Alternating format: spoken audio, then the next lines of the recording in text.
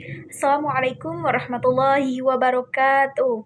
Teman-teman sekalian, dalam video ini kita akan membahas secara lengkap tentang salah satu aliran teologi Islam, yaitu aliran Qadariyah. Nah, kita akan mengupas dari asal-usulnya, siapa tokoh-tokohnya, bagaimana pemikirannya, dan juga bagaimana pandangan akidah tentang aliran Mu'tazilah ini. Yang pertama, kita akan membahas asal-usul Qadariyah. Qadariyah muncul pada abad ke-1 Hijriyah atau sekitar abad ke-7 Masehi di wilayah Damaskus dan Suriah. Jadi, munculnya aliran ini tidak lepas dari kondisi sosial politik saat itu. Kekuasaan Bani Umayyah sering menggunakan konsep takdir sebagai alat untuk membenarkan tindakan politik mereka. Contohnya, ketika seseorang menguasa berbuat zalim, mereka mengatakan bahwa itu sudah takdir Allah. Maka muncul reaksi dari kalangan intelektual yang mengatakan tidak. Manusia punya kehendak dan tanggung jawab. Nah, dari sinilah lahir paham Qadariyah yang menolak determinisme atau pandangan bahwa manusia tidak punya pilihan. Yang kedua, tokoh-tokoh Qadariyah. Nah, tokoh pertama Qadariyah itu adalah Ma'ad al-Juhani yang aktif di Damaskus. Jadi, ia menyampaikan bahwa manusia adalah pencipta perbuatannya sendiri, namun karena pemikirannya dianggap berbahaya oleh penguasa, terus ia dihukum mati oleh Khalifah Abdul Malik bin Marwan. Terus tokoh kedua adalah Ghailan al-Dimashqi yang melanjutkan ajaran Ma'ad.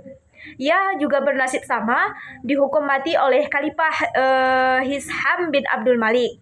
Jadi selain itu nama Hasan al-Basri juga sering disebut memiliki pemikiran yang mirip, meskipun beliau secara tidak resmi bergabung dengan aliran Qadariyah.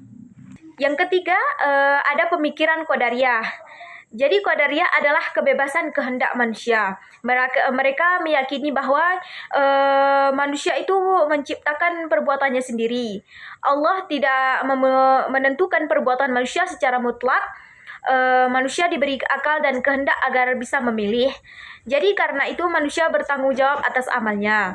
Nah, jadi dalam hal ini Qadariyah berseberangan dengan aliran Jabariyah yang mengatakan bahwa manusia tidak punya kehendak dan semua sudah ditentukan oleh Allah.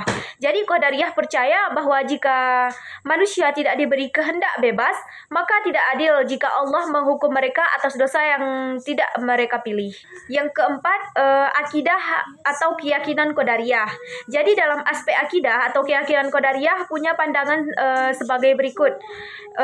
Yang pertama itu takdir ditolak secara mutlak. Yang kedua, keadaan Allah sangat ditentukan. Yang ketiga, perbuatan manusia diciptakan oleh manusia itu sendiri.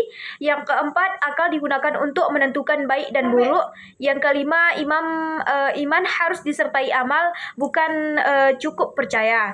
Nah, jadi Qadariyah adalah aliran yang mengandalkan akal dan etika, serta menekankan bahwa manusia punya andil penuh dalam amalnya. Yang kelima, ada tanggapan ulama dan perkembangan aliran Qadariyah. Jadi pemikiran Qadariyah ditolak oleh mayoritas ulama Ahlussunnah wal Jamaah.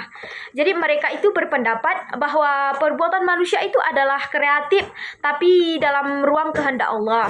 Jadi artinya itu manusia berusaha tapi Allah tetap maha kuasa atas segalanya.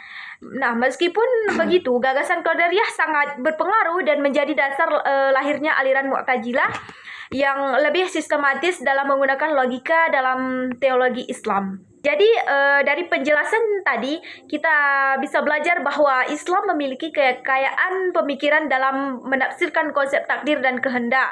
Jadi Qadariyah mengajarkan bahwa manusia memiliki tanggung jawab dan moral atas dan tidak bisa menyalahkan takdir atas perbuatannya. Jadi apapun yang sudah terjadi, manusia tidak boleh menyalahkan takdir. Apakah pandangan ini benar atau tidak, tentu harus dikaji lebih dalam melalui Al-Quran dan hadis.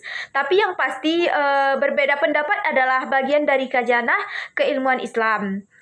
Mungkin ini saja yang dapat saya jelaskan mengenai aliran Qadariyah.